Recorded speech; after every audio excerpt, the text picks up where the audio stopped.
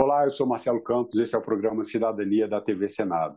Hoje nós vamos gravar a segunda entrevista sobre o tema A Nova Lei de Improbidade Administrativa. Eu recebo agora o presidente da Associação Nacional dos Especialistas em Políticas Públicas e Gestão Governamental, Pedro Pontual. Pedro, muito bem-vindo ao programa Cidadania, obrigado pela sua participação no nosso programa. Boa tarde, Marcelo, muito obrigado, nós agradecemos o convite. Então vamos à primeira pergunta bem objetiva. O que é improbidade administrativa? E eu completo a indagação perguntando se corrupção e improbidade administrativa são a mesma coisa. Olha, deixa eu só contextualizar, a minha área é a área de gestão pública. Então eu vou te dar uma resposta que não vou seguir uma visão jurídica propriamente dita. Mas a ideia por trás de administração pública, de improbidade administrativa no contexto da administração pública, é que você não teve o zelo necessário para cuidar daquilo que é público. Então, ou você teve, ou de fato houve um prejuízo financeiro ao erário, essa é a visão de hoje, né? Então, você tem os cofres da União, né? O tesouro, o cofre do Estado, na verdade, pode ser da União, município ou Estado, e o dinheiro disponível ali diminuiu por conta de uma ação sua, ou então você ou alguém enriqueceu com dinheiro público. Então, veja bem que são coisas diferentes, né? Você ter causado prejuízo, mesmo que você não tenha ficado rico com isso, mesmo que não tenha sido dinheiro, então tem uma diferença aí entre corrupção, que a corrupção, em geral, é a prática da pessoa se beneficiar, ou beneficiar alguém, algum compadrio, né? Alguém próximo com dinheiro público. E, nesse caso, não. E tem uma terceira categoria, que é uma categoria um pouco mais... ela é um pouco mais relacionada à falta de zelo, né? Quando você deixa de ser imparcial, deixa de ter compromisso com a parte da legalidade, né? Quando você atua contra os princípios da administração pública e isso, então, mostra que você está atuando de forma deletéria ao Estado, não porque causou prejuízo financeiro, não porque você se beneficiou financeiramente, mas porque você teve a sua ação, não teve o compromisso que se espera de uma ação de uma pessoa engajada no serviço público, que então tem uma delegação, né? Seja a pessoa nomeada para um cargo ou o servidor efetivo de carreira, tem uma delegação de responsabilidade. E quando você não exerce essa responsabilidade de acordo com os princípios que você deve seguir, isso também é considerado improbidade administrativa. Então, eu acho que esses são os três macro conjuntos que acabam orientando essa discussão. O que é que você quer fazer quando você diz que existe a improbidade administrativa e que ela, portanto, é um crime ou uma conduta inadequada. Você está querendo combater essas três frentes de atuação indesejada de um agente público. Acaba que, tentando simplificar aqui, a pessoa estaria, o agente público estaria agindo fora das regras. Eu vou voltar um pouquinho aqui para a gente falar sobre, você bem colocou a sua visão de quem está dentro da administração pública. E eu ressalto aqui, né, a associação que você representa, uma categoria de servidores públicos que são os especialistas em políticas públicas e gestão governamental. Eu queria que você falasse sobre essa carreira, a importância da carreira, qual é o papel dos gestores públicos, dessa carreira que é uma carreira de Estado, considerada uma das carreiras essenciais ao Estado. Eu gostaria que você falasse um pouco para as pessoas entenderem quem é que está trazendo aqui uma visão da administração pública em relação a esse novo projeto de lei. Olha, a ideia da carreira é a seguinte: quando ela foi criada em 89, logo na sequência aí da Constituição de 88, e num processo que começou até antes de profissionalização da administração pública.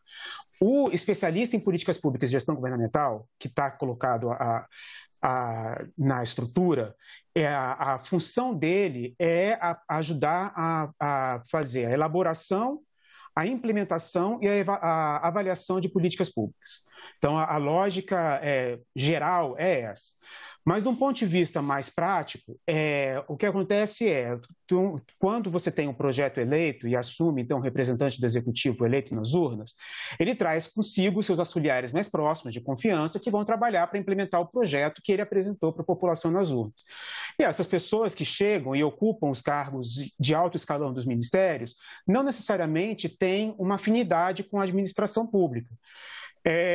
E aí a ideia é que os EPPGGs, então, eles estão ali para ouvir a diretriz política. Ele fala, olha, o compromisso de entrega é isso, e ajudar a converter aquela diretriz política num plano, né, numa série de ações que vão fazer com que ela aconteça. Então, a ideia é traduzir o que é essa visão estratégica para coisas tático-operacionais que você organiza a ação das pessoas que estão ali, do serviço público que está estruturado em torno daquilo. E a ideia, portanto, é uma estrutura disponibilizada, é uma ferramenta, nós somos uma ferramenta disponibilizada a essas pessoas para atingir um resultado específico. Não é uma... diga.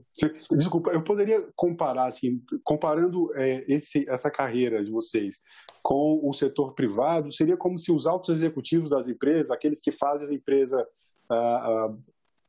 seguirem implementarem as estratégias de crescimento, de produção, de atingimento de metas. É uma comparação adequada?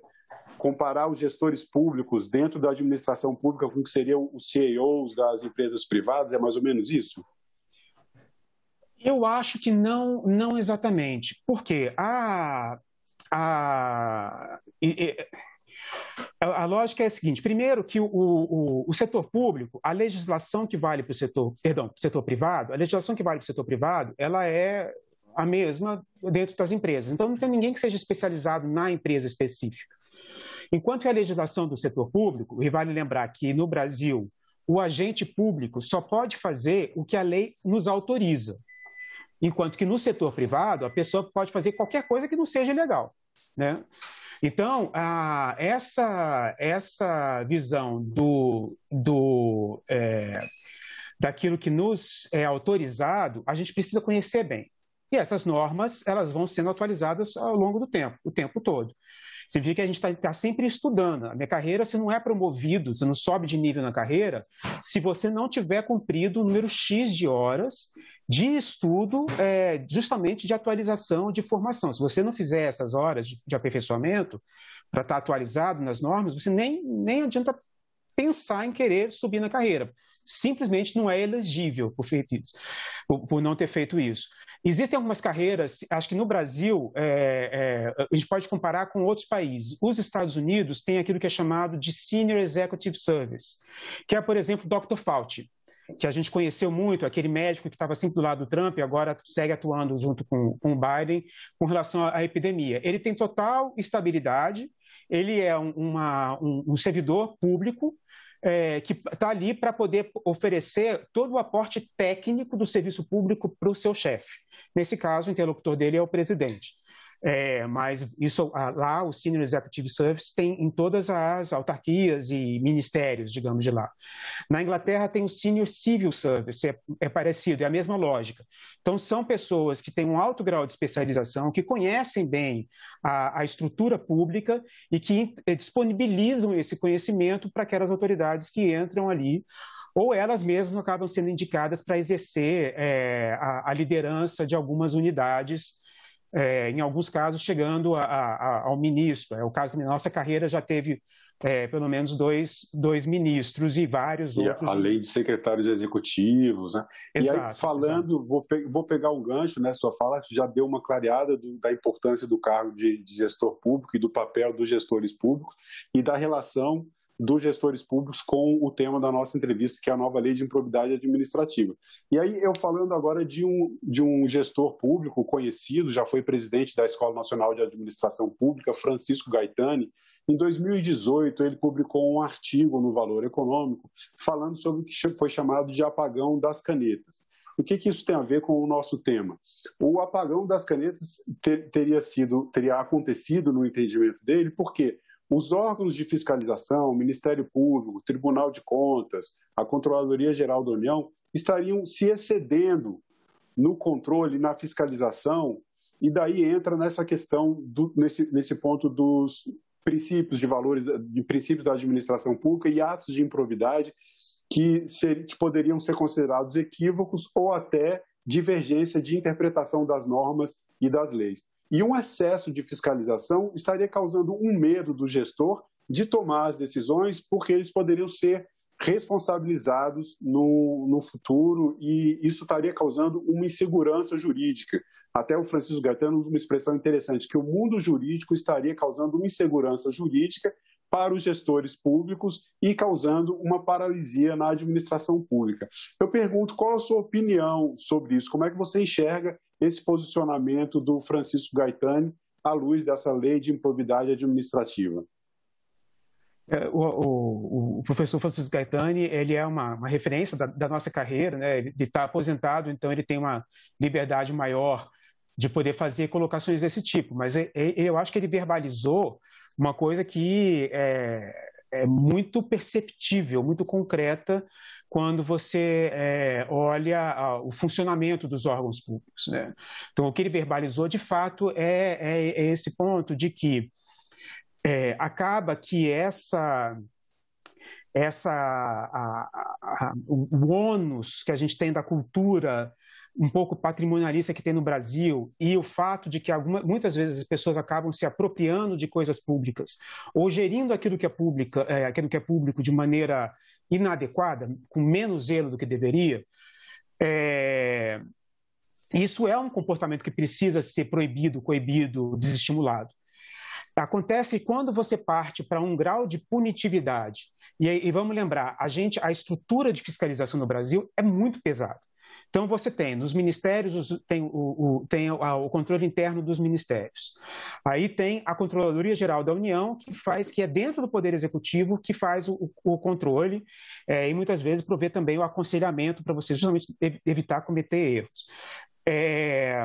Aí você tem o TCU, no âmbito do Legislativo, que faz também um controle muito minucioso. E tem o Ministério Público, que também faz esse controle. Então, e cada um tem interpretações diferentes do outro. E dentro deles, você tem procuradores ou promotores do Ministério Público que pensam de um jeito diferente do que os mesmos procuradores dentro do mesmo órgão pensam, e no TCU também. No TCU você chega ao limite de ter acórdãos que são contraditórios entre si. Você tem acórdãos que condenam a pessoa por ter feito uma coisa e por não ter feito aquela coisa, né, para simplificar. Mas tem esse absurdo de ter contraditórios. Tanto que o TCU se deu conta disso e iniciou um processo recentemente de fazer um pouco essa unificação dos seus acórdãos para evitar isso. Porque o que acaba gerando a insegurança? O gestor vai assinar aquilo, quer dizer, o gestor está a ele atribuída uma decisão, uma tomada de decisão. Sim. E aquela tomada de decisão, ele fica, o gestor bem intencionado, certo? Que é o cara que está ali, que quer fazer, quer entregar o resultado, tem horror à corrupção. Esse cara se sente extremamente inseguro. Por quê? Porque a hora que o TCU abrir uma investigação contra ele, ele vai ter que empenhar a casa dele para pagar a defesa, certo? Porque é uma defesa cara para pagar o advogado, e ele vai precisar passar por todo esse processo para chegar, espera-se, para ser inocentado no final. E isso pode acontecer com base inteiramente na interpretação da lei que é feita naquele momento, por aquela pessoa. Isso também com relação ao Ministério Público. De forma que você fica... Bom, se qualquer coisa que eu faça pode ser interpretado como improbidade administrativa por alguém com o poder de me aplicar sanções, em duas áreas, tanto na área administrativa como na área criminal, eu não vou fazer. A melhor coisa para mim é não fazer. Então, os gestores deixam de assinar, deixam de fazer, deixam de concretizar. Ou então, se preocupam, têm uma preocupação tão grande em deixar o processo bem robusto, que você quer produzir milhões de notas técnicas, o máximo para poder afirmar a sua posição ou te dar segurança, que o tempo que você gasta para aquela decisão ser tomada é muito maior do que talvez seja até o desejado para a população. Então, isso tem um impacto negativo na prestação do serviço público. O que você precisa é garantir que o gestor tenha a segurança de que ele vai ser avaliado num critério único. Ou seja, se tá dada a lei e as regras estão dadas, todo mundo vai observar aquelas regras da mesma forma, interpretar da mesma forma, e, portanto, você sabe o que é a atuação correta e a atuação incorreta. Porque, veja bem, tem uma área que entra na parte um pouco mais arbitrária, que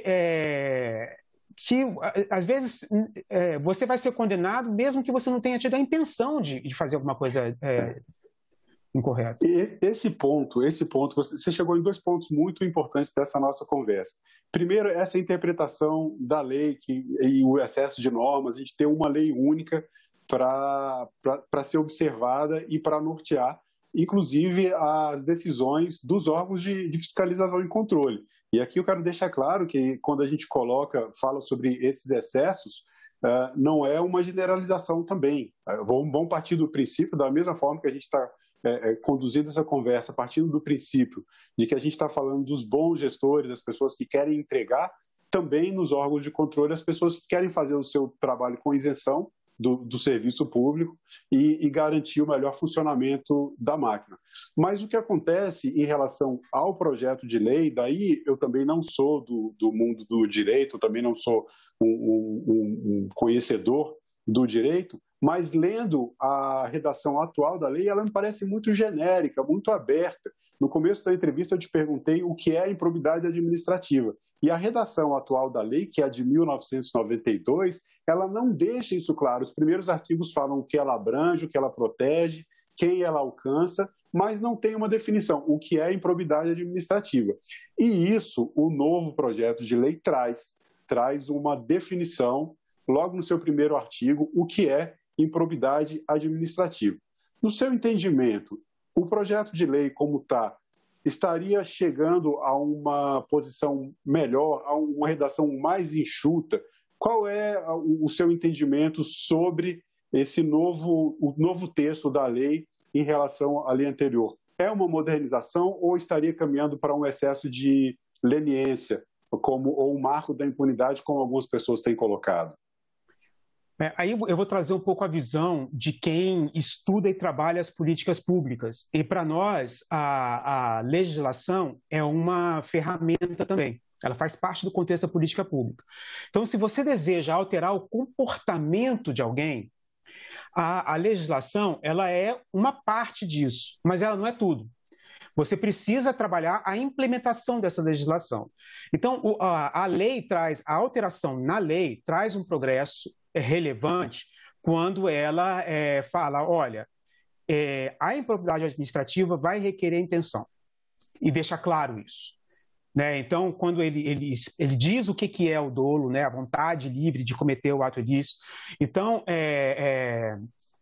isso é muito importante, porque você já permite uma relação, você permite diferenciar o cara que cometeu um erro honesto, ou seja, ele causou algum prejuízo, mas foi por um erro. Ele não tinha intenção de fazer aquilo e ele não tinha intenção a intenção dele era de alcançar um resultado positivo, mas ele errou.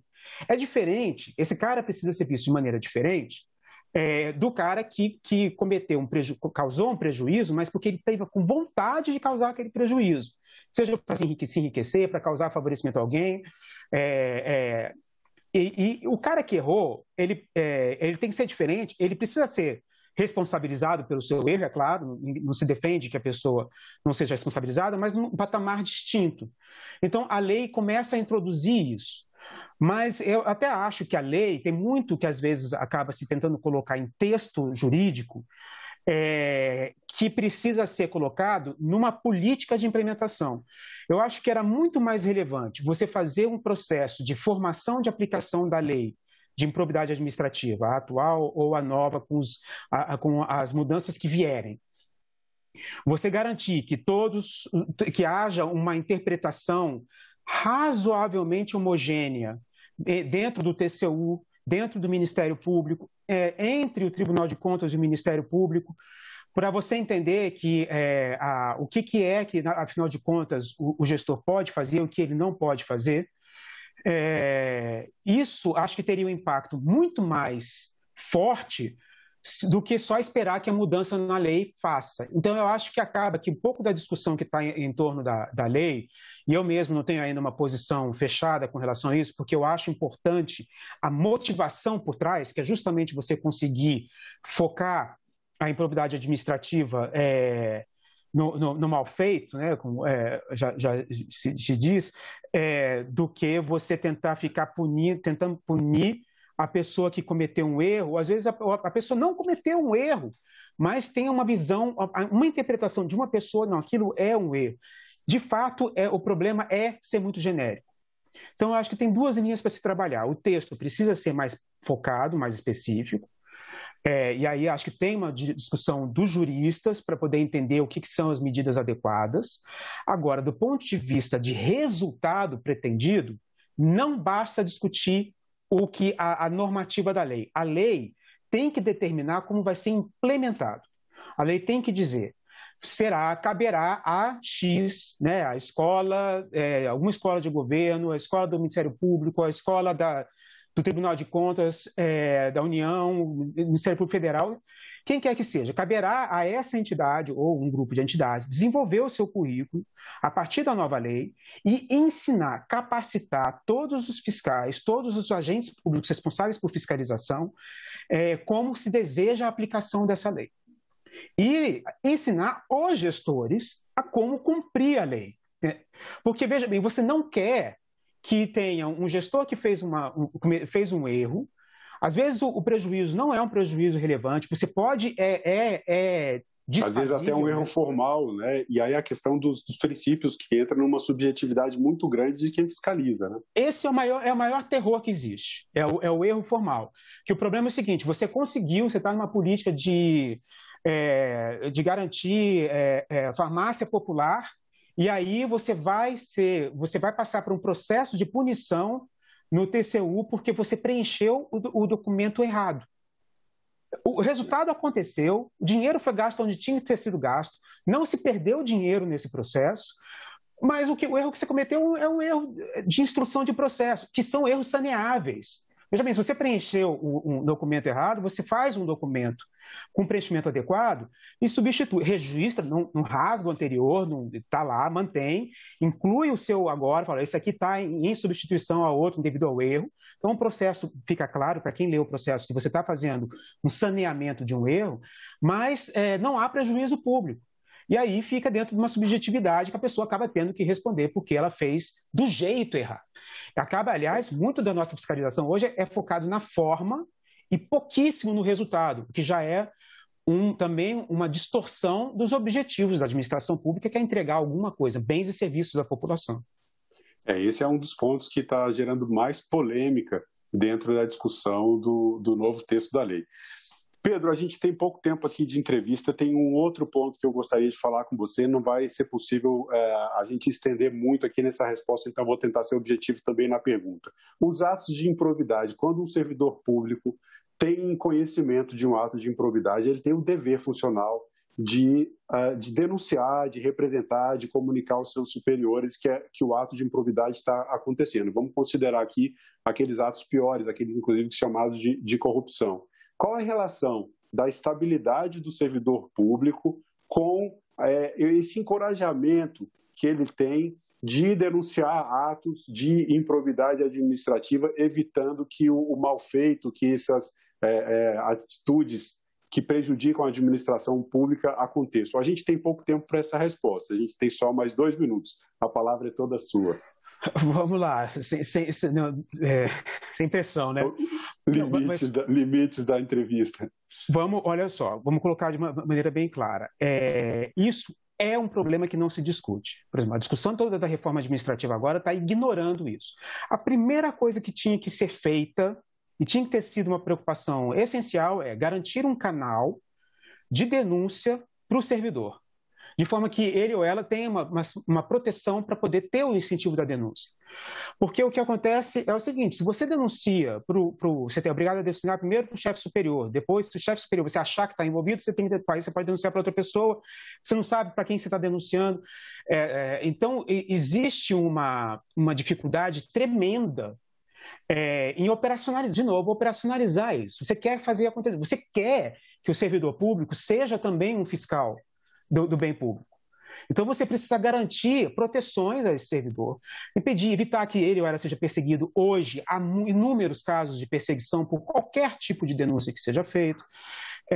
Então, você precisaria construir um canal de denúncia que garanta proteções ao servidor. Por exemplo, o nome do servidor fique restrito ao grupo que está recebendo denúncia e investigando aquilo, não se torne público, e que aquele servidor fique, então, protegido de retaliações formais até, porque às vezes abrem processo administrativo disciplinar por improbidade contra a pessoa, vão achar algum erro formal para servir de mote para poder fazer e fazer a pessoa passar por um processo que é desestruturante do ponto de vista individual, pessoal, um processo desse de responder a um processo administrativo disciplinar ou mesmo na justiça penal. Então, para deixar curto, eu acho que esse é um ponto mal discutido hoje e a forma de resolver não está sequer bem formulada ainda. Bom, sim, eu acho que a resposta está dada e é um tema que se relaciona, a gente está com a reforma administrativa também tramitando, eu acho que é interesse de toda a sociedade acompanhar tanto um tema quanto o outro, a nova lei de improbidade administrativa e também a reforma administrativa. Eu quero agradecer mais uma vez a sua presença no programa Cidadania. Eu que agradeço, em nome da Anesp, o convite, o interesse de vocês e parabenizo vocês pelo trabalho que vocês estão fazendo e abordar pautas como essa, que são tão complexas, mas tão relevantes para a gente, para a população. Muito obrigado. Eu agradeço em nome de toda a equipe da TV Senado. E convido você que chegou até o final dessa entrevista a assinar o canal da TV Senado no YouTube. Convido também vocês a sugerirem temas e a opinarem sobre os temas que estamos falando aqui no Cidadania. Podem fazer pelas redes sociais ou até pela ouvidoria do Senado. Obrigado mais uma vez pela sua participação e até o próximo Cidadania.